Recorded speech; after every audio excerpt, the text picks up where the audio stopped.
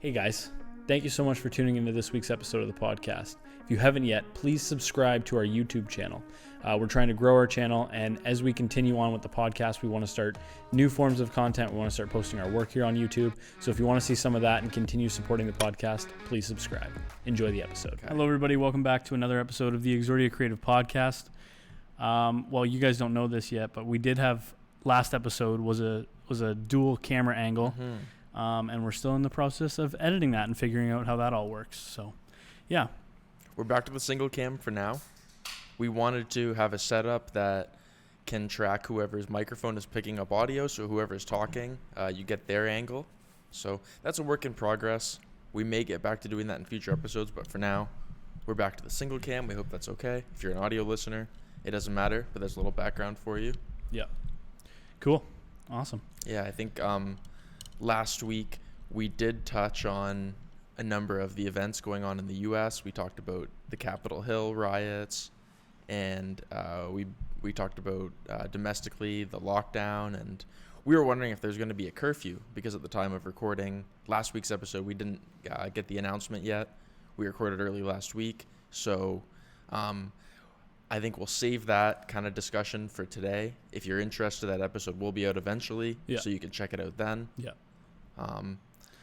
But yeah, kind of a meaty episode. So today we thought we would just kind of go back and forth, have something more casual. Play it light, just chill. You know? Yeah. Yeah. So what did you get up to this weekend? Try to focus on the good, as much as we can, and keep it positive to the extent that we can. Mm-hmm. I had a pretty chill weekend. I watched the movie Dallas Buyers Club. Okay. I hadn't seen it. Came out like maybe 5 or so years ago. It won a bunch of film festival awards at the time. It just kind of slipped my radar.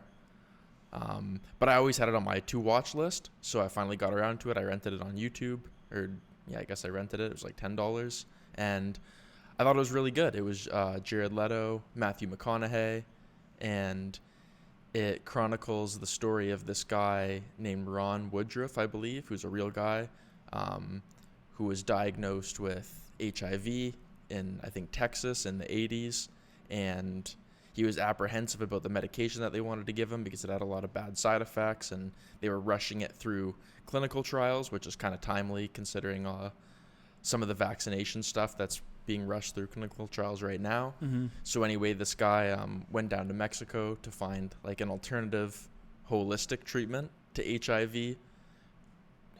He found it worked quite well for him, except it wasn't FDA approved in the States, so he had to smuggle it back, and he started selling it to other people in town who had HIV, and then it turned into this kind of like pseudo-legal drug ring. Cool. And Dallas Buyers Club? Yeah, Dallas Buyers Club. It was really cool. Great movie. I recommend it. I won't spoil too much more. Yeah. But I recommend you guys check it out. Some great acting by some favorite actors of mine. So yeah, cool. That was pretty good. Cool. Awesome. That's about it though. Did some cooking and stuff. I mentioned. You're getting into the cooking. On the last episode. How's it going? You know what? I'm making an effort. The effort is there, but every time I set out to make something, I turn out to want to bake instead. Okay. So I made some brownies that were sick. I made some pancakes, both vegan. If anybody's interested, hit me up. I'll send you the recipe. Super easy to do. Simple ingredients.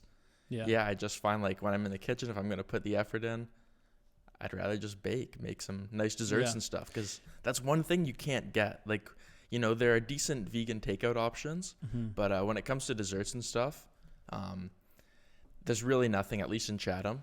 And I've got like a hell of a sweet tooth, so I've been having a lot of fun with that. Don't you hate when you look up recipes online and it's like 6 pages about the recipe? Insane. It's so annoying. You have to scroll all the way down. Yeah. It's like, why are you putting me through this? Just give me what I want. I wanted the recipes. I don't give a shit about your grandma's past recipe and how she made it for her dog, and her dog loved like it was too. A warm day in August in 1962. Out of here. I know. It's like a huge soliloquy, and then you got to scroll down and find the ingredients. And there's pictures of it afterwards too. It's like, okay, cool, very cool, but just take me right to the recipe. I'm a visual guy. I like to watch the YouTube recipes. Sure. Yeah, that's good too. Get to see them. If the final product looks good on video, that's kind of like my test to know if I should go through and make it. Yeah, I'm making chicken sandwiches tonight that I'm pretty excited about. Okay. So like I just walk me through it. Smashed. I went when I went home to walk the dog for her late morning walk today. I got the chicken prepared, so I smashed it up. Yeah. Made it nice and So you flat. get what, a breast or a Yeah, thigh? I use a breast. Okay. And then you take your little bowl of eggs, and I put a little bit of salt, pepper, and parsley in there. Okay. So I dipped the chicken in there and then put it into garlic breadcrumbs. Okay. Did all that, blah, blah, blah. A little bit of fajita seasoning, some garlic, throw it in the fridge, let it marinate until I fry them up tonight. And then I looked up like this little salsa that you can put on it. So I chopped up some grape tomatoes, some red onion, fresh basil, and then I whisked it all together. Nice. So put that on the top, and then we got some nice brioche buns. We're going to be eating good Where'd you get the buns from? Walmart. Nice. Shout out to Walmart. Yeah, you know Walmart's open. Yeah. So, yeah. Cool. Excited That to sounds cook good. that up. I know that's a big trend in like American fast food is smash burgers. Yeah. Where they like throw the patty really hard on the grill. Yeah. So it kind of smashes out a bit. Then they tenderize it. They like put something over it and flatten it out. Mm-hmm. So I think it's kind of like a Wendy's burger, that square look. Yeah. Except the edges are all kind of destroyed. Yeah. And That's very popular. That's kind of what it reminded me of. Yeah. What you were saying. That sounds good though. Whenever I eat at Five Guys, I've noticed that they do that. Mm-hmm. Their burgers are like really messy. I do miss Five Guys. Yeah. Haven't had a good Five Guys sandwich in a while. Yeah. I had one last year, I think, when I went to Guelph. Sounds good though. I wonder if Chatham's gonna get a Five Guys. Who knows, man? Probably sooner rather than later. Knows? I love parsley. I made some potato wedges and put some fresh parsley, shook it up. Oh yeah, that's good. So I'm trying to figure out if I'm gonna do hand cut homemade fries tonight or if I should do like a nice salad. I don't know yet. That's a tough one. We'll see. I love a nice sweet potato wedge. Yeah, that's good too. Get some dipping sauce. I think we got some something. yams. Make a nice garlic dipping sauce. Love garlic. What else did you get up to? I worked a lot this weekend. Did the Bayside shoot and drove around a lot in order to get that. Right. That's all the ingredients and props. Well, not only all the ingredients and the props and stuff, but then I produced this image that I'm really happy with for in studio. Stay tuned. For in studio stuff. I teased it a little bit on our story the other day, but it was just a side profile of the can, not anywhere near the actual size of the image. Anyway, and I was like, okay, this is good. But this is Bayside. They're known for the bay. They're known for the water. They're known for being by the bay and stuff. So while this looks really good, and I incorporated a board into the photo to act as like a driftwood. Anyway, so then I'm like, okay, I'm not super happy with this. So I took all my props, drove out to Erio. I'm like, all right, I'll try it on the dock. And then those photos just sucked. So I was like, okay. So many variables outside. There are so many variables, and now that we have like lighting down to a science here, we've got an overhead light now too, which was really fun to use. You're in control in here. You're in control of everything, right? So we're gonna roll with this, and we're really excited. This is gonna be downtown Toronto. These pictures, and in a little Toronto Sun magazine or something. Yeah, it'll be an illustration and a print as well. Yeah, so we'll see how it turns out. We still I have to edit one more picture, bring them together, and then we'll do like a nice little graphic. And we're doing like a two-tone concept, two of the signature beers. Yeah. But yeah, I think we have our own billboard here in town, but I think this is our first contracted billboard project. Yeah. Seeing your stuff in print is always cool. Like when we did the holiday one for Bayside in the LCBO magazine. Yeah. That was fun. Yeah, so that took up a lot of my space on the weekend, but then Sarah and I did some more packing. Upcoming move. Yeah, we're going to be getting the keys early, which is nice. So we'll be able to slowly start to move in because we can't have anybody help us on actual move day, right, because of the lockdown. So they're gracious enough to let us get in there early and slowly start to move our stuff in. That's nice. So then on the final day, we'll just helps have all the so big much stuff. Yeah. To not have to do the big push in one go. Yeah, so... That's cool. I don't know if it's too much information or too personal, but should we tell the story about the office and the house that we're moving into, or the office that we're moving into and the house that you're moving into, and how they're related? It's actually really hilarious. Yeah, we can tell the story. Okay. So I did not mean to do this in any way, shape, or form. It's just very weird how the world works out like this. Yeah. But we'll start off with the office that we're moving into. We've told you guys a couple times already. Yeah, which is Woolly Doodle's, their headquarters, like their office that they worked out of. So they had their store on the second level, but now they're moving downtown. I believe they've already moved, and they had an office up here. So we're moving into that. Okay, and this was long before Sarah and I were looking into a house and blah, blah, blah. So fast forward a couple months. Next thing I know, we're looking at this house, and it's her old house. Mm-hmm. So it's really funny how the world works like that. So we're going to be moving into her old house. We had no idea. So we're slowly becoming Woolly Doodle. Yeah. We each had an office. And I'm wearing Woolly Doodle clothing right now. So it all comes together. It's weird. Yeah, we both have an office in the Blair's campus here in Chatham, right off of Victoria Street. Mm-hmm. And she was a fellow tenant up until recently. I think she still has one of her rooms here. No, both of them are gone. Completely moved out. Right. Okay, but we kind of forged a relationship like that, and we've known her, and we always liked her room because it was like just a better version of our room, really. Yeah. So eventually we worked out taking over her lease when she moved out, and then the house thing just completely coincidentally. Insane. Pretty funny. Small world, small town. Yeah, and if I'm not mistaken, that's where Woolly Doodle was born, so kind of cool. In that house? Yeah. She's lived there her whole life?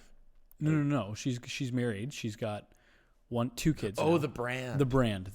Yeah, the brand. That's where Elizabeth was born there? That's where Woolly Doodle was born, so kind of cool. Shout out Woolly Doodle if you want some cozy outerwear for the winter. Yeah. And whatnot, and maternity stuff, clothes for babies. Yep. And so there's somebody already took over the space downstairs. Sugar that. Right. They're downtown. And so they're moving in there. So that's cool. I don't know who's going to be taking over this space. There's been people coming in. Nate's been showing it. 2 therapists and a guy that makes stickers for toys. Stickers for toys? Stickers for toys. Work? No clue. Didn't go into it. What's like an example of a product? No clue. Didn't ask for an example. I was like, that is weird. We'll leave it at that. Okay. So if he's our neighbor, cool. Yeah. In this building, we had pretty steady occupancy with long-term tenants in our history. We've been here for over a year now. In the midst of the pandemic, there has been some higher turnaround, but I will tell you, occupancy doesn't stay low for long. No. Because there's, as many people are coming in and out, there's always demand for the rooms. Yeah. Back in the day when we wanted the space, we were on a wait list for like 6 months or something like that. Yeah. So the demand is certainly there. So those rooms are definitely not going to last long. Mm-hmm. So shout out to the future tenant of this room that we're recording in right now. Yeah. Funny story too. I told you this story, but we'll share it on the podcast too. Long before Exordia was a twinkle in our eyes or anything like that, I had a landscape company and I would trim the hedge of the property owner that's right next to the thing. Yeah. And I would sneak in here because I thought it was so cool. I always wanted my own office, blah, blah, blah. And I would sneak in here and I would take a look in the offices and stuff. At that time, there was a few vacant ones. This was quite a few years ago now. Right. And I would use the bathroom. Anyway, so I'd be trimming hedges and whatnot for like a day or two there. And I'd always come in here and just dream of one day being in here. And here we are. So a few years later. It's funny how that all works. But yeah. What a Chatham story. What a Chatham story. Yes. And the billboard's done, by the way. Right. What's up? Yes. So if you are getting your morning coffee or late night snack or whatever at McDonald's. Or your lunch, we ain't judging. Yeah, whatever. Going through the drive-thru at St. Clair. Take a look to your right on the side of Andy's place and look for our billboard. Yeah. Send us a picture. Tag us. Yeah. And check it out. Let us know what you think. Yeah. We're pretty excited with it. If you follow us on Instagram, you already know what it looks like. Mm-hmm. But to see it mounted and full display is pretty cool. Yeah. Cool. So it'll be really cool to have a bigger Bayside billboard right in Yonge and Dundas Square. Is that where it's going? I believe so. Cool. Yeah. So it'll be up there the week of February 13th, I was told. So gonna have to get somebody to go snap a pic. Mm-hmm. We'll be sure to document that for sure. Yeah. It's cool though, whether it's print or billboard, to keep a little memory of where the content goes, where the work goes. Yeah. One other funny coincidental thing is the Blairs, so Nate and Melissa, they just got a new puppy, and it's a golden doodle, and they share the dad that my dog came from. No way. How funny is that? Wow. Yeah, so they're siblings. Yeah. A lot of connections in this building. So weird. That's crazy. It's so weird. Was that, where was the breeder from? Croton. No idea where that is. Just outside of Chatham, Kent.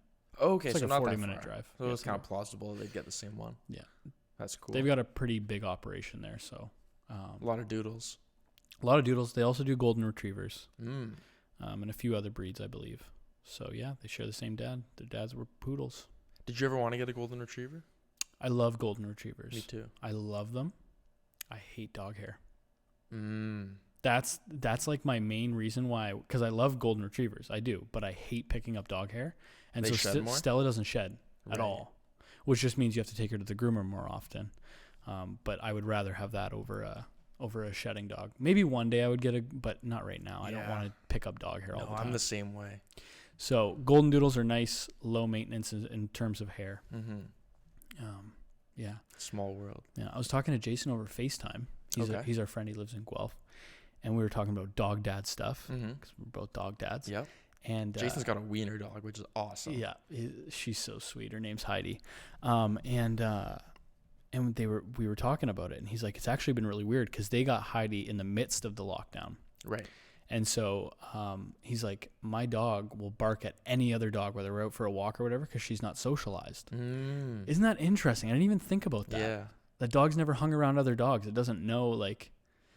So that's interesting. So same thing with kids, I'm sure. That's kind of like, it's kind of like an accelerated study of what's going to happen to basically some of our younger generations who are growing up from homeschooling. Yeah. And we only had Stella for a few months before March. So we got her in November, March hit. But she's been a dog park dog her whole life. So how old is she now? 1.5 years. Okay. Is it 7 years to one year? Is that the dog years conversion? Sarah was telling me that that's not correct. No, what is it? She said it's less than that. But she never gave me the details. I was just like, Stella's almost 9 or whatever, and she's like, that's not actually how it works, babe. And I'm like, oh, okay, whatever. Like, maybe your dog's like 5 or 6 or something. Yeah. Cool. So speaking of getting in the kitchen more and food and whatnot, do you do much delivery? Zero. I don't even deliver pizza. None at all? No. You just prefer to pick it up? Prefer to pick it up. Okay. I wanted to ask you what your go-to delivery app is. No. But I guess it doesn't apply. No. I think... I used Skip the Dishes once when I was in Hamilton. Right. And I paid $30, something ridiculous for a Big Mac and some stuff. And I was like, I'll just go in my vehicle and I'll go get it. Like yeah. That being said, I like HelloFresh, and I know that's different. Meal delivery. Meal delivery, and then you cook it. Like we use that for a couple months. I just have, I don't know. So you did like it? HelloFresh? Yeah. HelloFresh is great. Man. What got you off of it? We started that diet, and then we just haven't gotten back onto it. Because the diet was very restrictive in terms of what you could and couldn't eat as far as carbs and whatnot. So that's why we stopped. I'd be open to revisiting it again. Sounds good. But do you like having everything? I know you can choose like some variables, like what kind of meals you want and don't want. Do you find it like a little boring to have your meals pre-planned for you? No, I find it very nice. That's like one of my joys of the day. You like prep, like figuring out what you're going to eat? Thinking about it. Yeah, that's kind of half of the fun for me. No. Like Sarah and I, we both work like basically every single day. So it's at the end of the day, I'm just like, I really don't care. Like, let's just put something together. So having that mental thing off of your plate is pretty handy. I do think it's really cool getting the precise amount of food that you need for your portion. So none of the stuff goes to waste.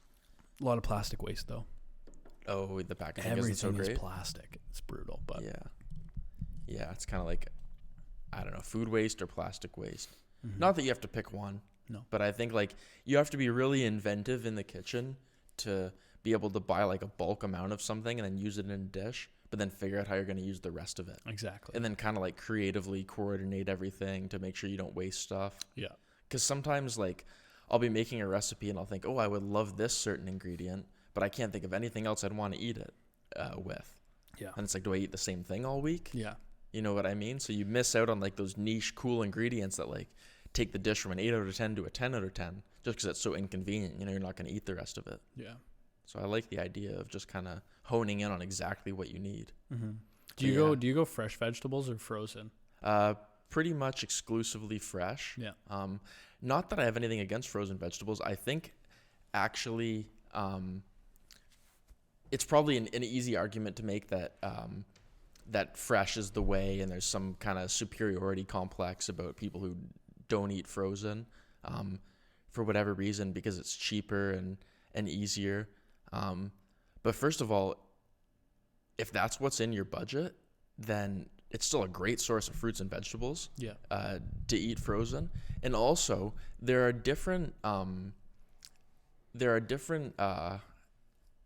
components of the nutrition elements that you can get from frozen that you can't get from fresh. So, for example, you might get certain vitamins and minerals eating fresh that are killed in the freezing process. Mm-hmm. So in that sense, it's better to eat fresh. But there are also some components of the food that are preserved better through the freezing process, which you can only get from frozen, which you wouldn't get from fresh. Yeah. So I think it's really not necessarily that one is better than the other. Mm-hmm. What about you? I don't eat, so the stuff that we don't eat like a lot of, we'll buy frozen. Okay. So for example, we bought a big bag of Brussels sprouts. Mm-hmm. I love Brussels sprouts, but I don't want to eat them every single day. Right. And having them fresh is just kind of whatever. So yeah, I cooked up some really good Brussels sprouts last night. Yeah. Some onions, some tomato, garlic. Not a big Brussels sprout guy, but I should revisit it. Yeah, and I think they're local because they're frozen. Right. So that's cool. And we live in Canada, and it's January. Yeah. So I like to, more so fruit, but fruit and vegetables, I like to try to keep it seasonal and eat what's in season. Mm-hmm. But if you want dragon fruit right now, if you want a good mango right now, good luck. Yeah. So frozen is a nice way to kind of get some more exotic stuff in your diet. Yeah. Especially during the winter months. Yeah. But I'm super excited for some of the seasonal stuff this summer. Like Canada has, Chatham, I should say. We have great Brussels sprouts here locally. We have great sweet corn as well. Mm-hmm. There's a lot of cool farmers markets that come to town in the summer's months. We grow over 100 crops here. Mm-hmm. Yeah, we are really blessed with our agricultural layout around here. But yeah, I'm excited for the cherries, the blueberries. Love blueberries. It's one of my favorites for sure. Let's talk about agriculture for a second. Sure. Dude. So when SOAR Innovations downtown first opened, which is an incubator here downtown for startups, their whole idea was to attract tech and ag businesses to work out of this. And you know how some incubators work. If they like it, they'll invest in you, take a portion of your business, whatever. It's actually crazy that, to my knowledge, I haven't done any research into this, but to my knowledge, that there's no crazy ag tech company in Chatham. Yeah, I'm very undereducated on the subject. I don't really know what's going on in the ag landscape here. Yeah. But I can't think of one. Besides different seed companies and stuff that might make innovations, but why hasn't there been an ag business, an ag tech business that's completely revolutionized it? Because the ag business here just in Chatham, Kent, is $3 billion a year. Yeah. Which is nuts. There are so many great farmers in town, all through Chatham, Kent, doing great things, producing world-class produce. Mm-hmm. And yeah, it makes me wonder why people aren't wising up to that and maybe finding a way to digitize some of the stuff that's going on in the ag space here. Yeah. Anyway. That's pretty cool. Just a thought I had. Yeah, I don't get delivery much either. I'm more of a takeout person. Yeah. But I think Skip the Dishes probably has the best hold on the Chatham market right now. Whatever happened to that one? Is that one still open? Easy Eats, Easy A, Easy Delivery, Easy Food? Easy Food. I've got no idea. Yeah, I never heard back from him. Yeah. So I don't know what's going on. Does Steve still use them? I've really got no idea. Yeah, so there's been one that, to my knowledge, there's been one local food delivery app, and they do the whole thing with the tablets and stuff. I don't know if they're still operating or not, but yeah, we've got Skip, we've got DoorDash. Who else? I'm not sure. I think there's another service called Cooks and Cars. Okay. And a lot of the local proprietors here, they just do their own. Yeah. Where you can call an order. And, I've heard mixed reviews about delegating your ordering process to a third party. Because it can be more convenient sometimes, but sometimes the fees can be overwhelming. For example, before I lived in Chatham, I was very loyal to Uber Eats. That was my go-to, and where I lived in Mississauga at the time, they had by far, in a way, the best selection of restaurants, small businesses, chains, and everything like that. And they have this system where if you order more than twice a month or something pretty negligible like that, you get free delivery. So it works out to be fairly cheap. However, what a lot of the businesses do, both small and chain, that I've noticed, is they upcharge their menu items. So even if the restaurant doing that or Uber doing that? It's the restaurant doing that. Okay. So even if you're getting free delivery, what costs $5 somewhere, if you were to buy directly from the business, might cost $8 or even double, depending on what it is. Like I know some of the cheap chains, like McDonald's and whatnot, are notorious for doing it, like your $30 Big Mac. Yeah. Because I think these restaurants think, well, if we have to pay a portion of our sales percentage to Uber Eats just for delivery, we're not going to take the hit. So we're going to upcharge. And if you want it, you'll pay the full price. Yeah. So that's something to consider. Not all businesses do it, but I think a lot of them do it to avoid, to pass those fees on to the customer. I think I've talked to some food and bev business owners who say order directly from if you can. Yeah. But it's tough because somebody like me, I've got no problem picking up the phone and ordering, but we're really transitioning into a time where online is the way and digital ordering is the way. Yeah. And we were talking about this off camera, a couple times before, because we've had some businesses that we work with reach out and ask us about online ordering and what options we can provide. But it's kind of an economies of scale thing, because it's really expensive and difficult to make your own proprietary digital ordering service. Like there's a reason that companies like Uber Eats and Skip the Dishes exist, because they get to focus on making big investments in the tech and the software and the delivery system, which the restaurants don't have to pay up front. They can just pay in terms of fees and stuff. But like if you're Domino's and you have a worldwide presence, you can afford the expenditure of making your own proprietary Domino's.com ordering system. Yeah. But if you're Joe's Pizza down the street, then that's just not really a realistic option for you. Yeah. So I'd be curious to see where that trend shifts in like the medium to long term, how small businesses get online as we become like less prone to calling and want to just do it online. Yeah. I have heard the fees are nasty for some of the restaurants. Yeah.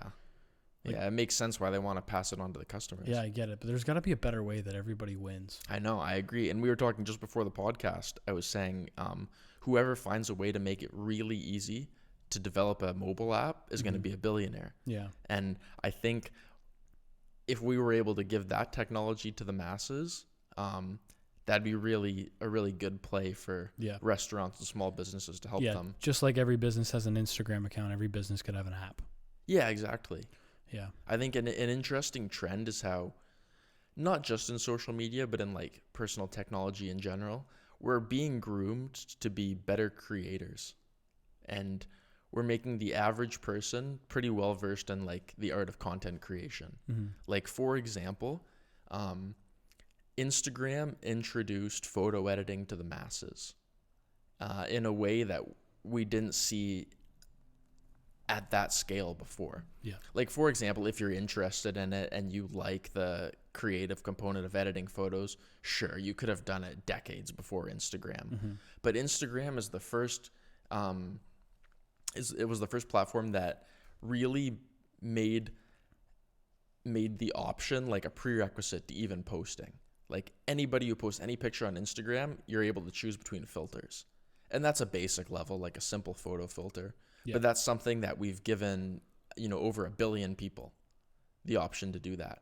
And then as a further step toward grooming us to be better content creators, Snapchat and TikTok introduce music, and they introduce simple video editing. It's not that you couldn't edit a video before TikTok, of course not, but they've made it more ubiquitous. Yeah. And I think people are becoming just more capable in that regard. Like people are using more filters, people are getting craftier with the type of content that they post. Yeah. And I think it's really cool that the average person is becoming more skilled in that. And I think a logical, not next step, but eventual step would be mobile app creation. Yeah. Like how cool would it be if you could make an app as easily as you could make a TikTok? Be crazy. And getting or even just making an app as simple as making a Squarespace website. Yeah, sure. Yeah. That would be the next step. That'd be crazy.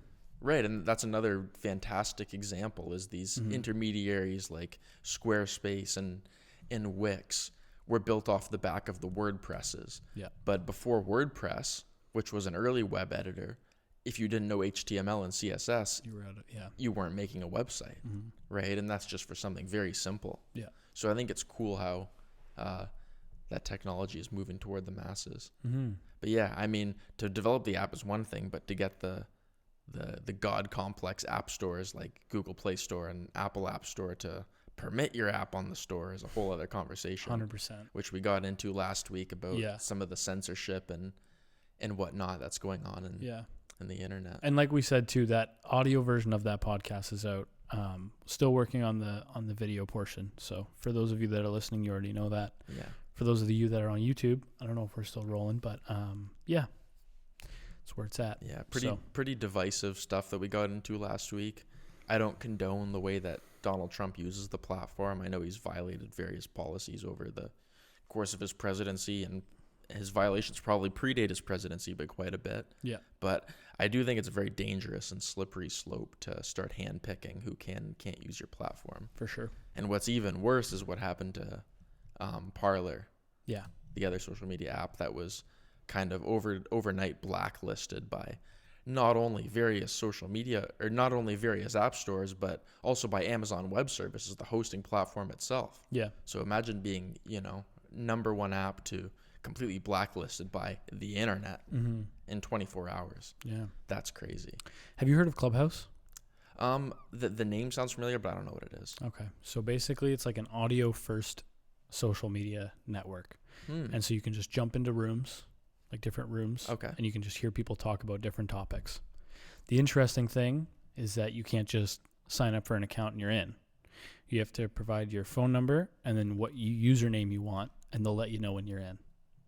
Interesting. Yeah. Hence the name Clubhouse. Yeah. So I signed up last week. I haven't heard anything. But really? Yeah. Huh. So, where'd you hear about this? Just like social media news and stuff. Okay. Just scrolling through it, I heard about it. So signed up. And when I get in, I will let you know. So there are different like voice-based group chats that you can join? Yeah. Kind of, and it's live? Yeah. Yeah, kind of interesting. I'll have to look into that. Yeah. I guess they've got like kind of a selection process. Yeah, I don't know how it all works, but they said they'll send me a text with my code when it's good to go. Yeah. So really interesting to see how the tech landscape is changing in terms of what we're giving these social media companies a pass to do, and just how power is being conglomerated in the hands of like so few big companies. Yeah. Like with the food delivery service, if you're a local restaurant, you really have to choose from one of these companies. Yeah.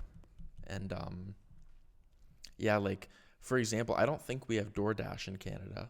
I think we do. Oh, do we? I think we have it in Chatham. Really? Yeah. Okay, I didn't know. Yeah. But they have the number one spot in terms of market share in the United States. They've got their foot on the necks of Grubhub and. I just listened to a podcast with the co-founder. Oh, really? Yeah, like literally as I was cleaning up the office. Cool. Yeah. Yeah, they took their company public about a month or so ago. Pretty frothy IPO. Of course, it was pumped like crazy. I'm very long on delivery services as a whole. That's a bit of a tricky investment for me. I did not invest. Have they made any money yet? I think they're profitable. I would imagine after this year especially.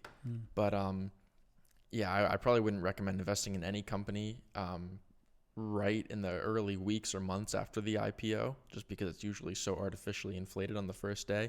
But that's a success story. They're gaining traction like none other south of the border, and they've got quite the market share to show for it. Yeah. Another kind of similar example, which is kind of like a perfect comparison to another industry, which also recently went public, is Airbnb. They went public, I think, the day before DoorDash. Yeah. And they're kind of similarly poised in the travel and hospitality They're in region. Such a weird spot right now. But I am so much more bullish on Airbnb than I am on DoorDash. I would agree. I think not only did they have a near monopolistic presence on their competitors, but what they've done to the hotel industry is just mind-boggling. And given their current business model, in spite of everything that's going on, I think is really impressive. Yeah. And I think going into the long term, once we adjust to the new normal a little bit more, and once we start traveling as much, if not more than we used to, because of all the pent-up demand. Yeah. Everybody wants to travel right now.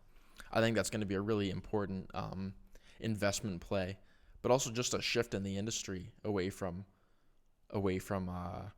picking and choosing hotels. Yeah. Like, I think before Airbnb, the intermediary were websites like Hotel Trivago and stuff like that, Yeah. where they would kind of let you contrast and compare the different rates and room prices and whatnot. But this is just a totally next level. I think they're valued at about $100 billion right now, which I think is cheap given what they have in terms of potential for outpacing hotels in the future. Yeah. So I think that's really exciting. But I think that's a cool comparison. Yeah, I feel like Airbnb is definitely a winner when comparing it to because the food delivery, they don't have. There's going to be one that's going to rise up above and like show that it's really profitable. Like, I don't know if DoorDash is going to be that, or if Uber Eats is going to pull something crazy. You know what I mean? Like, there's still quite a race there. Where Airbnb, I don't know of anything even close. So, yeah. Do you know if restaurants can use multiple delivery services? Yes, they can. Because I know, for example, like McDonald's is on quite a few of the big ones. Yeah. But I don't know if small businesses have to do a non-compete. Well, I've heard of a few, and unless in a couple days they're dropping the one that they used, right? Then they do have multiple, because there was one business that announced that they were on this one day, and then they announced they were on DoorDash a few days later. So I'm assuming they carry both, just to yeah. It's interesting because if you want to look at like the long-term prospects of these companies, you want to invest on the one which is going to do the best, but it's more difficult to predict probably if a restaurant can sign up for more than one. So I think it'd be maybe better for an investment perspective if there was like a moat surrounding the business that would make it harder to kind of penetrate the market share. Yeah. I think it's probably going to be like a winner takes most, not all scenario. But Airbnb, it's just, they've had such a successful like global rollout. Yeah. Despite a few like blunders in a couple countries. What are they trading at right now? They've done very well. I'm not sure. I didn't invest in them. Same reason as DoorDash. I tend not to invest in companies right as they initially IPO, just because if you're not an early investor, I think you kind of miss the mark. I think we're getting close to a price I'd be comfortable with, because I'm very long Airbnb, and I would love to get a position going forward. I think they're valued at a market cap of about, I want to say either 50 billion or 100 billion, which I think is pretty low given the... Yeah. I think you compare that. I've never had a bad Airbnb experience either. No, and I'm sure people have. It's very transparent. I'm sure people have. It is very transparent. It's very very frictionless too. I've found it's very frictionless. You guys did Airbnb for my bachelor party, right? Yep. That cabin. Sarah and I went to the Nook in 2019. That was amazing. You use it for so much. Like, even when we went to go visit family in 2019 for Christmas or whatever in Cambridge, we stayed at an Airbnb. Like, there's just so easy. Yeah. And you get a whole house, or you get a whole apartment, or you can choose. Whatever you want one room, you want a whole house, you pick. And they also have the experiences component of their business. Yeah. Yeah. Which is another interesting thing that hotels lack on. Yeah. To a degree. Like, that's more so something associated with like more expensive hotels. Yeah. But the Airbnb experiences, I think, is a cool part of their business model. Also, to their credit, they're very on top of, for example, hosts can get badges depending on what they do, which not only gamifies the process, which I think is cool in and of itself, but it lets you know what you can expect. Like, there's rewards that you can get. Like, for example, Superhost. Right, a Superhost is a good one. Or you could get a badge saying that you've like updated your cleaning procedures since COVID. Yeah. And stuff like that. Yeah. So I think that's really cool. I'm excited to invest. I think since the launch of their IPO, they're probably down about 30% since their initial offering. So it might be a good time to get in. But for what my 2 cents are worth, I would say probably average in slowly. because this is still this stock's still very much in its infancy. So you haven't missed the mark if you don't get in at the IPO. Yeah. In fact, you're better off having missed it. And also too, like when you compare, say, staying at a hotel versus staying at an Airbnb, it almost feels very sanitary to stay at it feels very like corporate to stay at like a Holiday Inn or wherever. Where you stay at an Airbnb and it feels like a homey, more inviting experience, unless of course you're staying at like a boutique hotel, like the Retro Suites. Like I love staying there. But yeah, there's just a different feel about an Airbnb too, which I think is really important. It doesn't feel like a hotel. Yeah. If you want like a sanitary corporate feeling Airbnb, you can get one. Yeah, you can. But if you want like a cozy like cabin in the woods or whatever, a Holiday Inn can't give you that. And it's just cool. Yeah. Anyway. Yeah. Good chats today. Yeah, I think that's a cool comparison. Yeah. All right. You ready to wrap this puppy up? Sure. Let's do it. All right, everybody. Thank you so much for tuning in. If you haven't yet, subscribe, follow us on Instagram, all that good stuff, and we will see you next week. Thanks, guys.